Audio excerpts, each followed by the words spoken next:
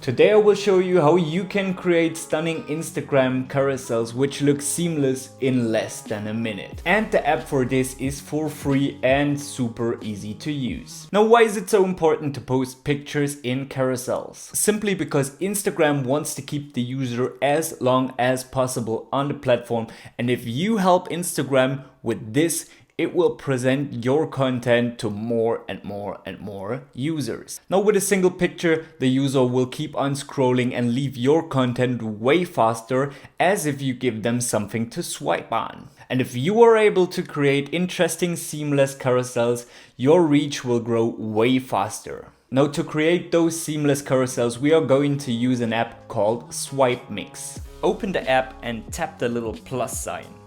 This will open a blank carousel out of 2 pictures. I highly recommend to create a carousel out of at least 3 pages. To add more, tap the little icon on the right and choose the plus. Next to the plus and minus, you have the aspect ratio of your post. I add 2 more pages here and then click on the little plus to add a picture. Scale it by using 2 fingers and hit the plus again to add a next one.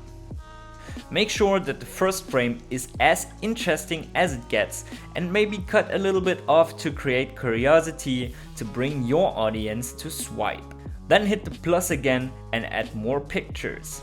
Hit the little preview button to check how it will look on Insta later and if you have to adjust something. When you are ready, hit the share and open Insta. Make sure to press the extend button on the left corner to see your pictures in full size and tap the multiple button. Now simply choose your pictures from Swipeable in the right order. Swipeable exported them in the right order already. Now, as I said before, my name is Eric. I do tutorials all around filmmaking and photography. So if you're interested, check out all my other videos. If you guys haven't already, smash the sub button and follow me on Instagram, lifted_Eric. Thanks for watching. See you guys in the next one.